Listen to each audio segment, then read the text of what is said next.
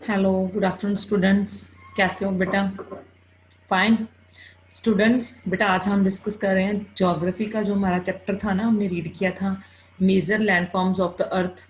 तो उसके जो एक्सरसाइज क्वेश्चन आंसर बनते हैं बेटा, उसके बारे में थोड़ा सा बात कर लेते हैं आज।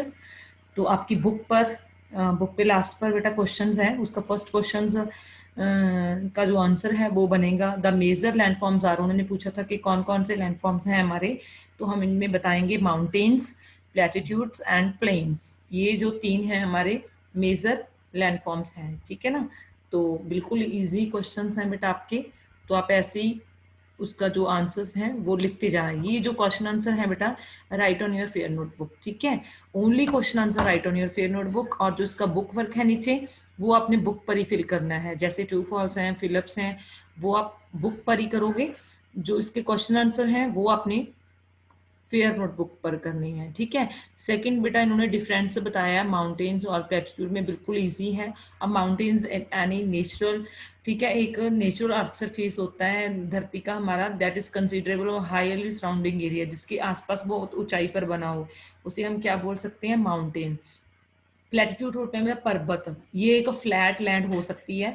It is flat top table. ये तो क्या होती है, मतलब जो ऊंचाई पर हो, कुछ एरिया बहुत ऊंचाई पर दिखाई दे रहा हो, तो उसे हम माउंटेन्स एरिया बोलते हैं।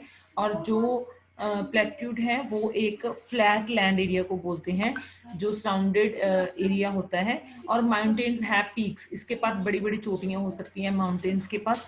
और इसके पास क्या होता है, platitudes are flat ended high lands. इसके पास बहुत ही पर्वत, यहाँ जो हम कह सकते हैं पर्वत वाला एरिया इसके इंक्लूडेड आ जाता है, ठीक है। डिफरेंट टाइप ऑफ माउंटेन्स इन्होंने बताई हैं बेटा, ठीक है। फ्लॉट, ब्लॉक एंड वॉल्केनिक, ये टाइप्स हैं बेटा इसकी।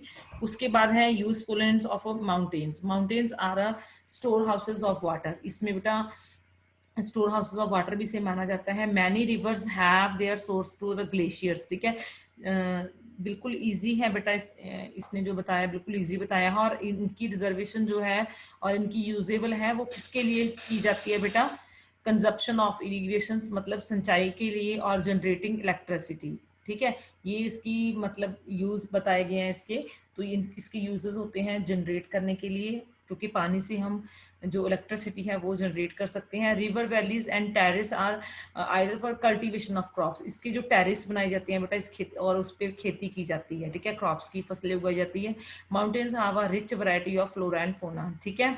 माउंटेन्स प्रोवाइडेड, माउंटेन्स जो है हमारे लिए एक टूरिस्ट, जो फ्लैट्स हैं, टूरिस्ट जो आइडियाज हैं वो भी देते हैं। और एक ये पानी की होल्डर्स भी इसको माना जाता है, जिससे हम बहुत से तरीकों से हमारा जो पानी है रिवर्स का वो यूज करते हैं, ठीक है। आगे बताया है बेटा इन्होंने प्लेन्स के बारे में। प्लेन्स आपको पता ही है, मैदानी एरिया को बोलते हैं, ठीक है, जिसमें मतलब हम इजीली एग्रीकल्चर कर सकते हैं। इजीली जो वो स्टोन्स और सैंड और साल्ट जो है उसको उसकी मात्रा को हम इजीली डिपोज कर सकते हैं, ठीक है। वैलीज को तोड़ सकते हैं। और ये जो है ये वो पार्ट होता है जहाँ पे लेवल जो है वो इक्वल माना जाता है, सरफेस एरिया इक्वल होता है लैंड का, ठीक है ना। तो हम फ्लैट लैंड को भी हम प्लेन्स कह देते हैं। बिल्कुल इजी है, इसी के साथ वाला क्वेश्चन है।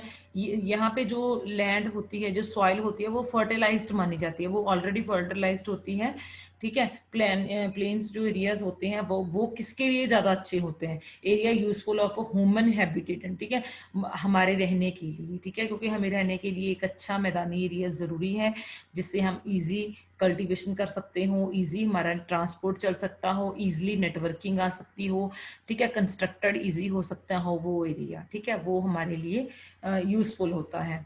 आगे है mountains have very harsh cold climate, ठीक है। तो इनमें क्या होता है, माउंटेन्स में हम इजिली जो है माउंटेन्स में इजिली कर सकते हैं, हमारा क्लाइमेट इजीली डिफाइंड हो जाता है, लिटिल फार्मिंग हो सकती है उसमें, है ना। तो ये जो होता है, ये वो इसके रीजंस हैं, या इसके कारण ही माउंटेन्स में जो है थिंकली पॉपुलेटेड होते हैं। यहाँ पे जो है बहुत ज्यादा स्पार्श जो है वो पॉपुलेशन नहीं होती। थिंकली मतलब बहुत कम, क्योंकि यहाँ पे रहना बहुत इजी नहीं होता माउंटेन्स पर। इनकी जो यहाँ पे खेती होती है वो भी एक टेरेस के रूप पर ही हो सकती है। तो लिटिल लैंड होती है यहाँ फार्मिंग के लिए, है ना, ज्यादा अच्छी फार्मिंग नहीं हम कह सकते। ये बेटा उसके बाद इसकी जो फिलअप्स हैं थोड़ी सी आंसर 2 में बताई गई हैं, ये आपकी बुक पर दी गई हैं, उसकी फिलअप्स हैं। उसके बाद आंसर 3 में, ठीक है। तो ये बहुत एक एक लाइन्स के क्वेश्चंस बताए गए हैं, ठीक है।